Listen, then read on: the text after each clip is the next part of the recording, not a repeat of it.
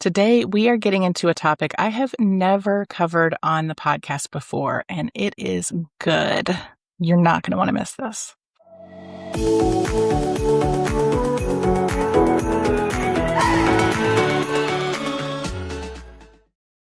Welcome, welcome. Today, I am welcoming back a married couple I have had on before. You can go back to where I first had on Meygan and Casey Caston, where a better marriage starts with a better you. And I'm so excited to have them back today. We are talking about something that I have never talked about on this podcast before, and that is sex. I have to tell you, it is something that I get a little bashful talking about. And if you are at all like that, you're going to want to listen to this discussion. It is really good and it's really fun. And Meygan and Casey are the perfect people to talk to us about it. So Meygan and Casey, if you don't know their story, they met in college. They fell in love. They got married. But by the third year of their marriage, they had grown apart and they were headed straight for divorce. But instead of giving up, they put in the work. They went to therapy. They did marriage intensive books, you name it.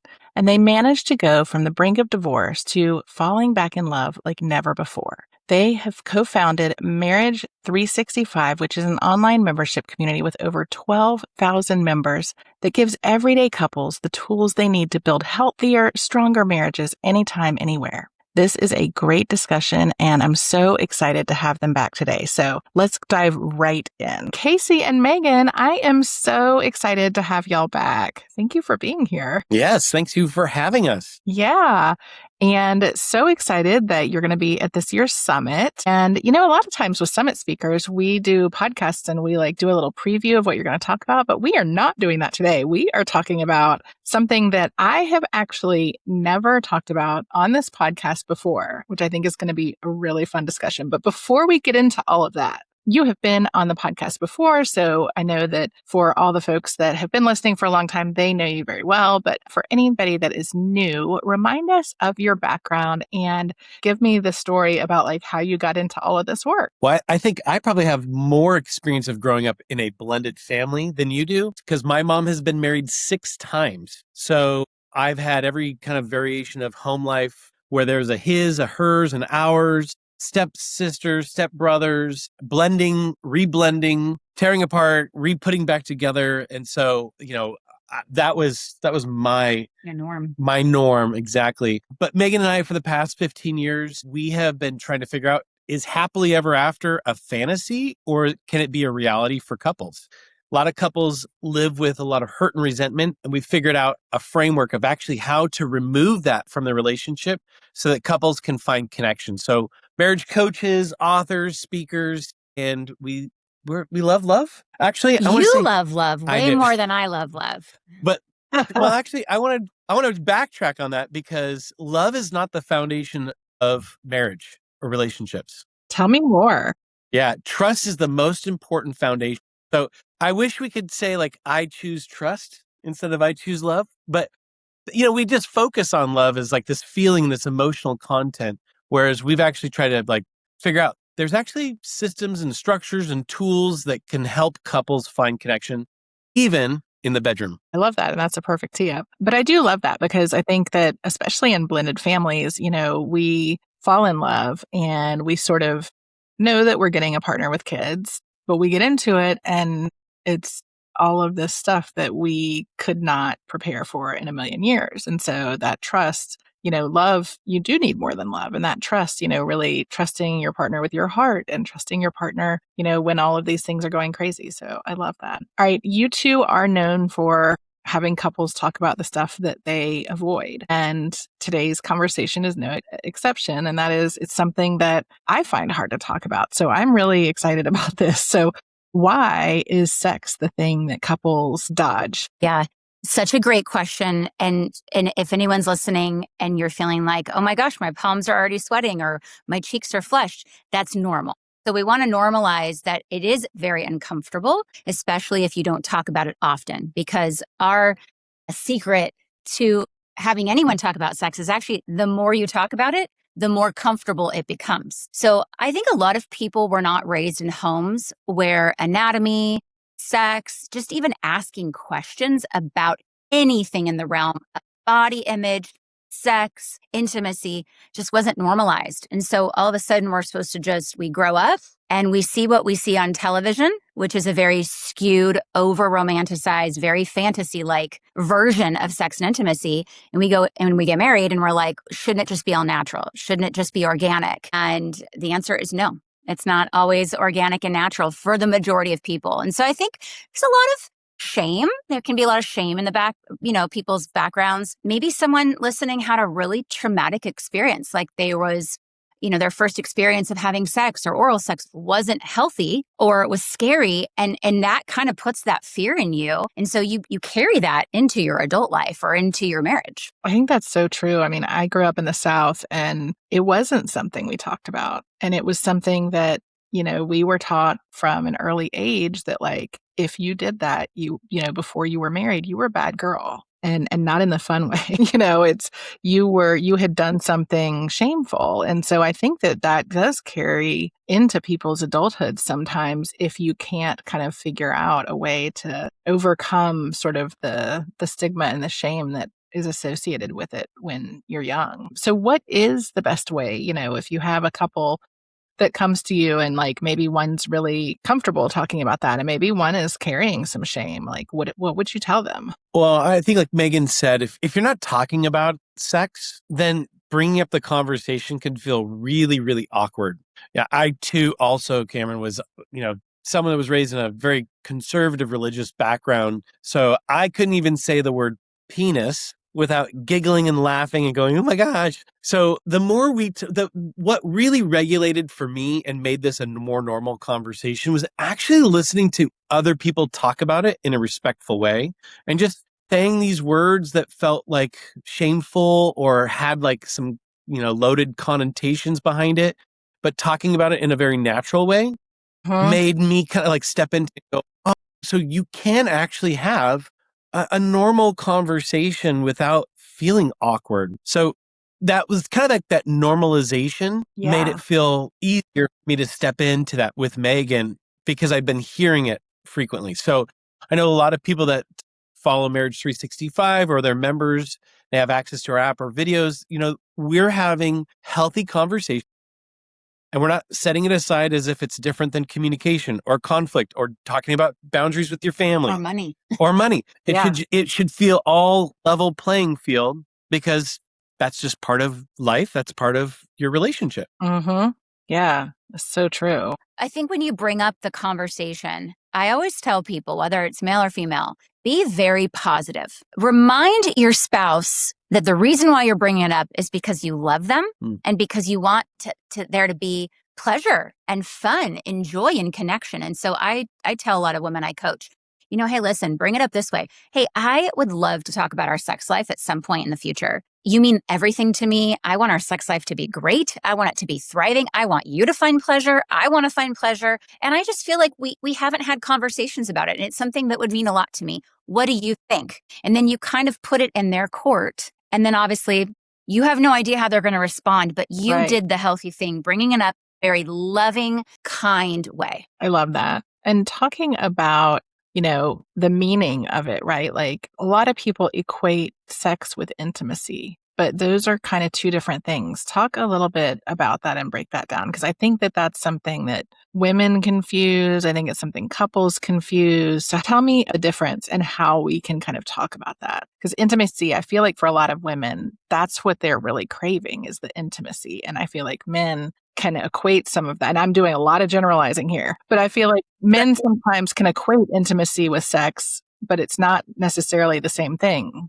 Am I way off there? Am I wrong? I love expanding the definition of intimacy. And I would just say intimacy just equals closeness. Your ability to feel close with someone, safe with them. Yeah. Whenever I say emotional intimacy to a bunch of husbands, they look at me cross-eyed like, is that lingerie or what does that mean? Like intimacy, intimates, right? Those are the things you wear, the dainty things you wear. But intimacy should be this idea like we carry that emotionally, physically, spiritually. But I think going back to actually we opened, intimacy should not equal love. Intimacy should equal high levels of trust. Yeah. Right? Because this is someone I feel close. I feel safe. We're able to be vulnerable. We can share our lives with each other. We're not being judged. We have empathy. And I think all of those things stack on themselves. And that's where the feelings start to show up. But if you don't have that basis of trust, then intimacy is going to be really, really hard. And if we go to the bedroom topic, sex can feel like a chore, like an obligation, like, oh, well, I guess we have to do this. I really don't feel safe with this person. They haven't emotionally engaged with me for a while. So I guess I'm just going to put out for him because he's wanting it and he's got needs. Whereas the ideal would be, I feel close with this person. I want to share my life and my body with them because when we have sex, it feels connecting. It doesn't just feel like we're just going through the motions. Yeah. And that connection is so important. So with step families, they form in the reverse, and I'm stating the obvious here. They form in the reverse way of a first family, right? Like in a first family, the couple meets, they either move in or get married, and they have some time most of the time before kids enter the picture. So they can kind of build that intimacy, build that closeness. But in step families, you're settling down with someone who already has kids. Maybe you're also bringing kids into the picture. You don't necessarily have that, for lack of a better word, intimacy runway. How do you suggest that couple build that in when it's not sort of part of the natural equation in a step family? It's such a great question, too. We are huge advocates for scheduling sex. And I think that part of that is for blended families, but also we're not a blended family. And for us, we're really busy. And we feel like we've got kids and they're always around. So, there's a lot of different opinions about scheduling sex. Interesting enough, when we post on social media anything about scheduling sex, ooh, do the haters come out and hate, man? It's like, what? But I do think that there is a mindset of, while we didn't get the traditional honeymoon phase and period because we're a blended family, that doesn't take away the fact that you're still dealing with the same things that other couples like us deal with, which is busyness, time, tiredness. So I don't want anyone to ever have a mindset of like, well, we're just in a unique situation. And so it's going to be a lot harder for us. I actually think it's hard for any couple to find time because it feels like you make time for things that matter. And for whatever reason, it seems like sex just kind of gets the boot. Like it gets the end, it gets the leftovers because we have to parent and we have to make money and work. We don't technically have to have sex, right?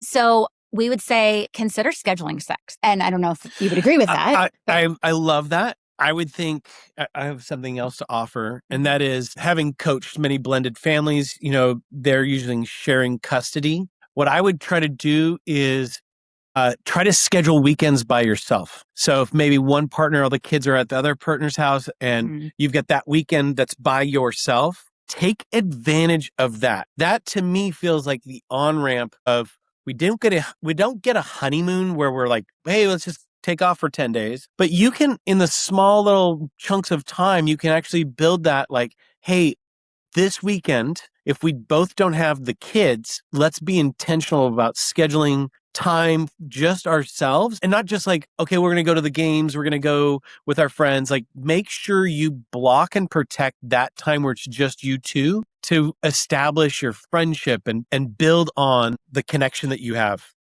to begin with. I love that, building on the trust. I want to dive in a little bit more about scheduling sex, whether it is like appointment time, every week or on a regular basis, or, going away together, or taking some time alone together.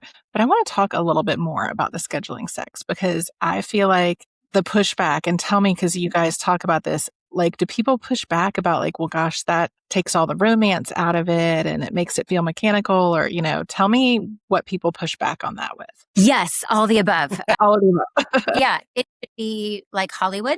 We should just both be in the mood at the same time, which is, by the way, impossible for both of you Wouldn't that be and your nice? spouse to be in the mood at the same time. Yeah, wouldn't that be great? There is a lot of people who feel like if we have to schedule it, then something's wrong with us. Yeah. Why can't we organically be romantic at the same time? And I think what I've learned is that our brain is our largest sex organ. So if our thoughts are very negative towards anything about scheduling sex, well, then yes, you bring that into the bedroom. We have to schedule it. This feels like an obligation. Well, of course, then that's how you're going to show up in the bedroom. Versus, here's the mindset is I get to have sex with my husband. We get to prioritize our sex life. Wow, he still finds me attractive even if I've had 3 kids. I want to bring him pleasure. Wow, he wants to bring me pleasure. See the difference? It's all about that and your thoughts and how you view it. And so what we would say is your calendar is a reflection of who you value and what you value. And if your husband or your wife is not in your calendar about anything, date night, connection time, watch a movie time, whatever, then do you actually value them? Yikes. I know it's convicting for everybody. But why, if we schedule everything that matters for our kids, doctor's appointments, orthodontics appointments, why don't we schedule things for our marriage? Yeah. And that's what you were saying is like, make sure we've learned, and this is what we're kind of known for at Marriage 365 and our coaching style is you're never going to have the time. You have to make the time and you have to put it in your calendar. Yeah, you're never going to find the time. Yeah. And we hear that all the time. You talk about time. We hear that all the time. We hear it all the time. Yeah, and I can't find time for my partner. We work together and we don't have the time. Like we make the time. And so the idea around it is first think about your thoughts. If you've got negative thoughts about it, it's not going to be something versus seeing on the calendar and saying, wow, I look forward to this. Plus, I'm going to say when sex is in the calendar, let's say, for us, it's usually Wednesday nights. There's a lot more foreplay throughout the day. We reserve our energy. Maybe we let the dishes go or we don't do the laundry that day. Like I want to prep and prepare my heart, my body, my mind to get to do this with my spouse. I love that reframe. And you're right. I mean, I think it is so easy. Most of the stepmoms I work with are all really high performers. Like they're involved in a million things. They're managing households and doing all the stuff. And when you sit down, there are lots of different, I've got the organizer I use and the planner. And we're, for those of us that are kind of sitting down and doing goals and all that, like you're doing all your work goals and the things you need to do at home, but you're not necessarily putting in your spouse. And then you end up starting to take each other a little bit for granted. And then that kind of spirals, right? Absolutely. Yeah, I was just on a coaching call this morning where I was working with a husband and I said, what are the weekly rhythms that's going to provide connection for your partner? And so we brainstormed on what does that look like? We talk about the weekly marriage business meeting. We should do 15 minutes of connection time every other week, date night. And I said, okay, that's awesome. I love all that. Is it in your calendar? He's like, no. The follow-up question was, how often are you getting to all these? Rarely. Yeah. So I said, hey, listen, if you schedule it at 8:00 and it happens at 8:07, just having it in your calendar as a little chip, you can move around, but having that as hey, this is what's going to happen tonight is one of those things where it's creating systems and structure that ensure connection. I think so many people just try to wing it. And when it comes to sex, again, there's not a lot of conversations about it. There's a lot of disappointment. I think we should have it more often, but there's no system. There's no structure to make sure that you're having enjoyable, frequent sex. It's like the desire is there. Right. We know that couples want to have a good sex life or they want to go on a date night, but they're not putting in the strategy behind it. Yeah, exactly. Okay, I have to share this because this is really important. I know there's someone listening saying, well, if we have it scheduled and then what if I have a headache? Or what if the kids were a disaster that day and it's in the calendar for Wednesday night at 8:00 and I don't want to do it? Well, that's life, right? That happens. So if it's on the schedule, it's on the calendar, you just had a bad day. You're not going to get there. You've got 2 options, okay? Number 1 is schedule it for another night. And you want to be the one to make sure you initiate that to say, hey, babe, tonight, there's no way I'm getting there. It was an awful day with the kids and at work. Can we schedule it for tomorrow night? But if you do that, you have to follow through the next night. Yeah. I mean, obviously, unless they have the flu or something, then no. But, and you need to initiate that because otherwise it looks like you're just avoiding it and that you don't care. And your spouse is going to feel sexually rejected. And we don't want that to happen. So that's option 1. Option 2 is if you're not in the mood, there are other things that you can do to pleasure your spouse. And make it all about them. It doesn't have to be about you. How selfless is that? You know what? I know I'm not going to get there, but let's hop in the shower, take care of your needs. It's an option. Yeah. Yeah. Let's talk about the 4 F's. So you guys talk about foreplay, frequency, feelings, and fun. What do couples struggle the most with? What do they struggle most with? I'd actually I think feelings. I don't think people really talk about feelings. If they can get to well, it's just a data point. How frequent should we have sex? Okay, twice a week. Great. We're done with that. But feelings is probably one of those ones that doesn't get talked about too much? Like, what are your feelings around sex? And then foreplay. When I think about husbands out there that are listening, I mean, talk about the most stimulating conversation, an exciting conversation, and yet we don't get there. And, for guys, when it comes to sex, we have one switch on off. There you go. That's it. For ladies, you've got all these different dials that you got to focus on. And of course, every month it changes and every day it changes and every year it changes. And I think it actually provides an exercise for us guys to come back to the table and be a student of our wives and say, hey, I'd love to know. It brings me great pleasure to see you orgasm in front of me. It's exciting. How do I get there for you? What do I need to do? What's the steps? Give me the 1, 2, a 3, 4, a 5, 6, 7, right? What is it I need to do to get you there? But I think a lot of guys get, into this performance mindset. I should just know. Or they're selfish and they just think about themselves. Correct. There's a lot of men out there that they probably think that they're really good in the bedroom. Maybe their wife is faking orgasms. And so they're like, well, she's loving it.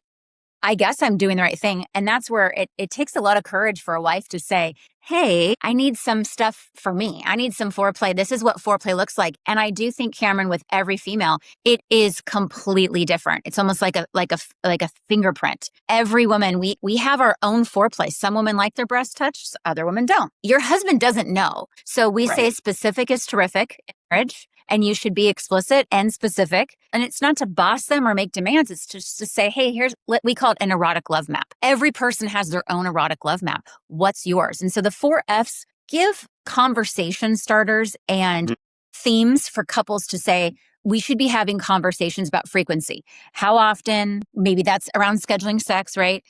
Foreplay. What does that look like for you? What does that look like for me? Fun. If we've been married 23 years, I mean, you gotta have some fun. If it's not fun, no one's gonna be doing it. Right? Do we have chandeliers we can hang from? Yeah, something. I mean, fun looks different. Same thing. Fun looks different for everybody, right? It's not to judge someone's version of fun. And then, of course, yes, the feelings of, hey, when we do this position, I actually don't feel comfortable. It makes me feel awkward, and I would appreciate it if we didn't do that. Or I'm feeling rejected, and I want to talk about this. Well, this was great because under feelings, the question that we have in our marriage habit book called, it starts with, what are some things we can do that will create a safe environment for us to have constructive and healthy conversations about sex? Love that. Foreplay. This was a great one. What turns you on most outside of the bedroom? We would like to actually say foreplay isn't just what you do before intercourse. It's actually all day. How are you providing foreplay? Maybe the pre-foreplay. Yeah. Right? How are we investing in our marriage trust-wise to build intimacy? I think that's so important. And thinking about stepmoms, because that's the women listening, so often in a step family, we talk a lot about stepmoms feeling invisible or feeling like they don't have a seat at the table, or they're feeling like they're on the outside. And, a lot of resentment can kind of start building up because of this step family dynamic, especially if there's a lot of conflict or whatever. And I think that can carry over into the bedroom or into some of the thinking around these conversations. If she's feeling unsupported by her spouse, for example, then it's going to be harder for her to maybe have some of these conversations. So it seems like it also kind of goes back to that point that you made at the very beginning about really working on communication and trust. Yeah. I mean, we have a lot of friends that are sex therapists, and they all say the same thing. It's 90% of the issues are the things outside of the bedroom that are impacting the couple's connection inside the bedroom. Only 10% of the time it's technique, painful sex, things like that. And a lot of those have wonderful solutions, which is great. So yes, we need to deal with our conflict. We need to be communicating. And we need to have high levels of trust. And that will allow us to put our guards down, to enjoy the bedroom. And so, yes, resentment is unforgiveness. And we say that takes place in the heart and the head. And then, depending upon how long you've had resentment, now it's starting to create roots. It's like a root system in your life. And so anytime something happens, it's like that resentment is right under the surface. Yeah. You carry that in your head, in your thoughts towards your husband or your wife, into the bedroom. And because you're a stepmom, You've already previously been married and probably can look back towards the tail end of your marriage, how much resentment impacted your sex life. Mm-hmm. Yeah. That's your key. We need to clear out resentment in this marriage because I don't want to repeat the same mistakes. Yeah. Resentment right there is like, that is the sticky sap that slows the wheels of progress in your marriage. Yeah.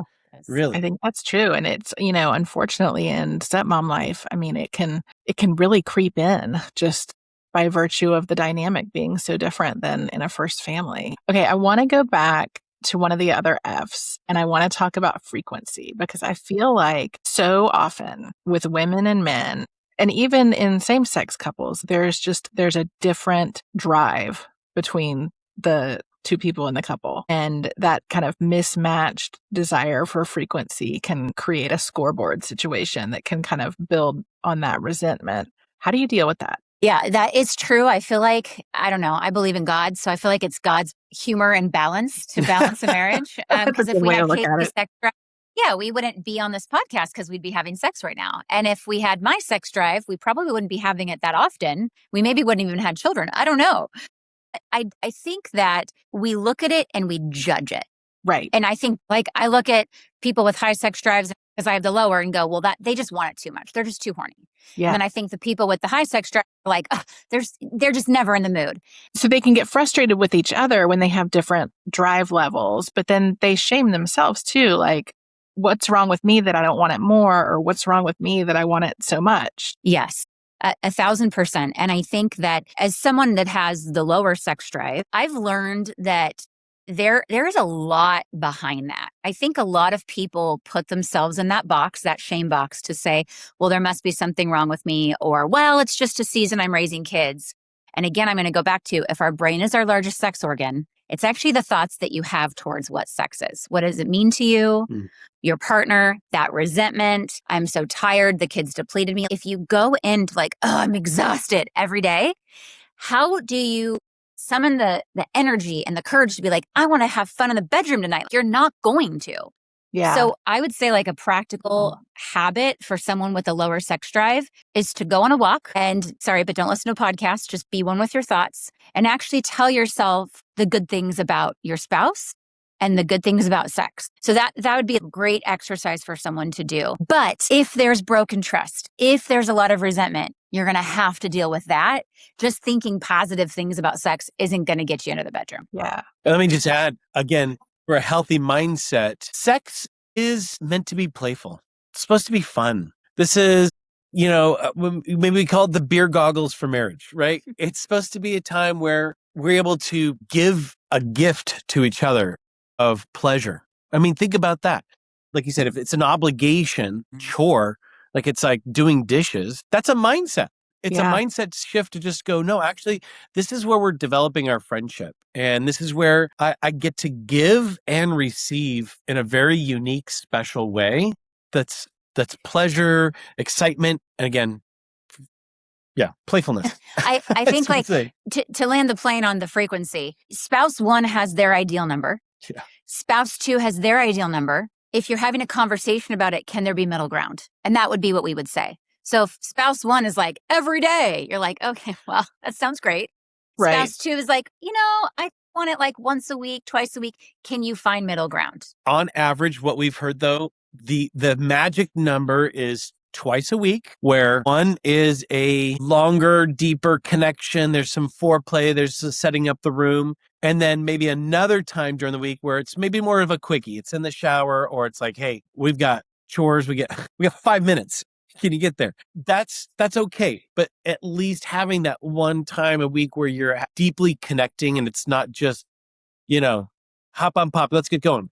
Well, the pump and dump is what I call it. So for the woman who's listening, who is thinking, oh my gosh, I'm resonating with so much of this and I got to reconnect with my spouse and figure out, the frequency, figure out scheduling, figure out, this intimacy stuff. What is the one conversation that they could start with today, their spouse, that would make a difference? I love that. First, I would like to actually say you can practice the conversation by yourself in front of a mirror, because what I want a woman listening is I want her to feel confident as she can, to go into the conversation. I've noticed things go sideways when women feel really insecure about it or they get nervous or anxious. The other technique you could do is actually write it out about what you want to say. And you can read it and just tell your husband, and I'm a little nervous and I don't want this to come out wrong. And so I'm going to read this if you don't mind it. But going back to what we said earlier, starting with something extremely positive. Hey, I'm bringing this up because I love you. I love us. I'm committed to us. And I want us to have a great marriage in every area, including our sex life. I would love to hear some of your desires and fantasies and feelings about sex. And is there anything you want to share with me? Leave it more on the vague side and less detailed because it might throw your husband off. And just listen and validate and ask, say, tell me more. Thank you for sharing. Create that safe place for him to actually share. Here's what I don't want you to do, though. If he shares and he says something kind of crude or sarcastic, or he's giggling because he's uncomfortable, don't roll your eyes. Don't sigh. Don't be like, well, of course you said that. No, because what that does is that shuts communication lines down. Yeah. And he's not going to want to share next time if you do that. I love this is all such good advice. I feel like for stepmoms listening, you should go back through and listen to this again because there's so much material here. And I encourage you all to go and buy Meygan and Casey's book.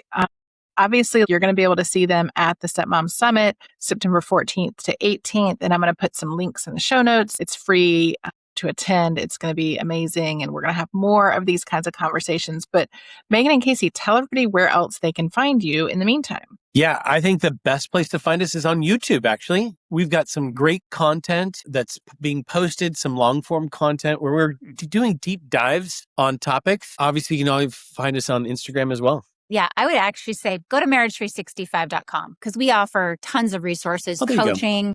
We have coaches actually that are also help with blended families and things like that as well. Love it. Love it. Well, I will put all your links in the show notes. And for y'all that are listening, please go find Meygan and Casey. They have got a million resources for you and just some really, really great stuff out there. So thank y'all so much. As always, it is so much fun to talk to you and appreciate all that you're putting out in the world for couples and families. Thank you so much, Cameron, for having us back again.